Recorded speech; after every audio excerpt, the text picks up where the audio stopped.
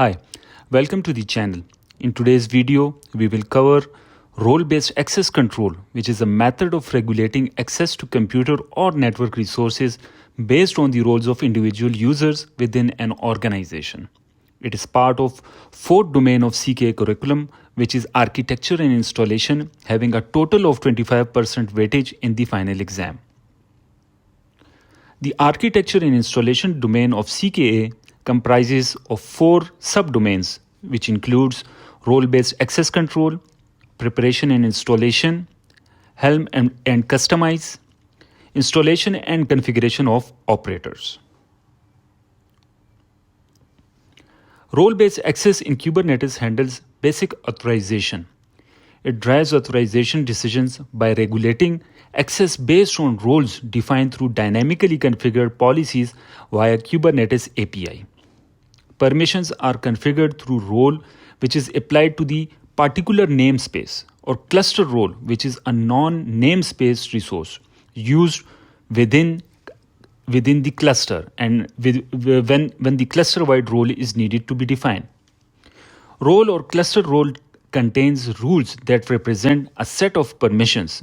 Permissions are purely additive. There are no deny rules. The binding grants the permissions defined in a role to a user or a set of users. Role binding is used for permission within a particular namespace, and clustered role binding is a cluster-wide permission association.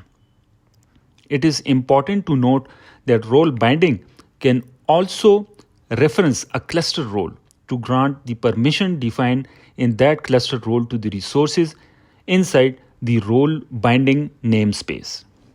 This kind of reference lets you define a set of common roles across your cluster, then reuse them within multiple namespace. Now coming towards the manifest, role-based access control authorization uses the RBAC authorization.k8s.io API group to drive authorization decisions, allowing you to dynamically configure policies through the Kubernetes API. Role-based access control API declare four kinds of Kubernetes objects, which includes role, cluster role, role binding, and clustered role binding. Role is applied on a particular namespace. Here, default namespace is defined. Resources are represented and accessed using a string representation of their object name.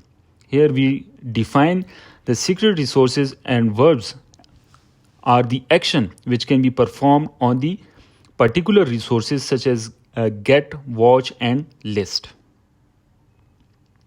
Imperative command to implement roles is also shown on the screen. When defining roles, always use imperative command for saving time. While defining role binding, particular user, here Jan and role, which is secret reader, are associated to each other. Imperative command for defining the role binding is also shown on the screen. Now moving towards the demo, where we will define the role binding role and check whether configuration are applied correctly. Then we will associate an already defined cluster role to a role binding in a particular namespace. Now first defining a role named Smoky and defining resources like pods, deployments, and stateful sets, and then defining the verbs.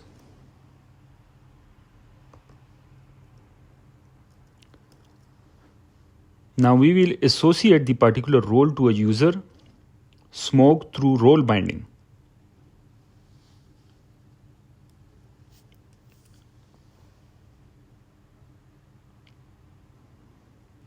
Now checking our configuration now, whether we can access the resources as it is namespace bound resource in particular namespace will only be accessible.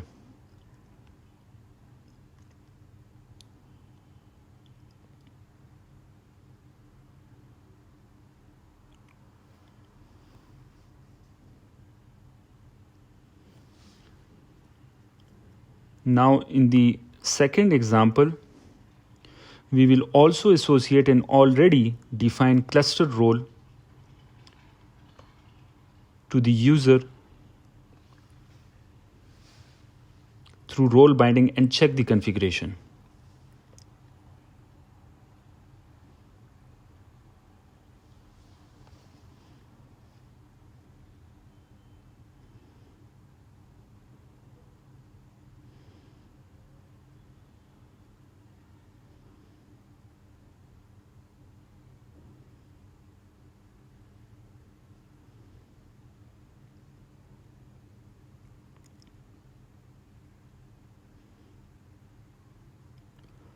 Now the user, defining the user with the role binding and checking whether we are able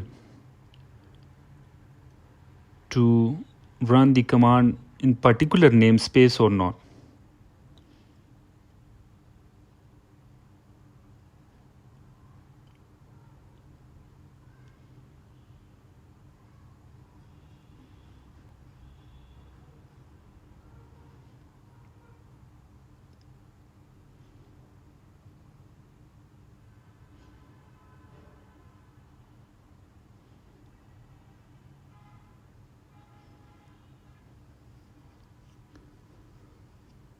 So in this example, we saw that role binding can also be associated with the cluster role.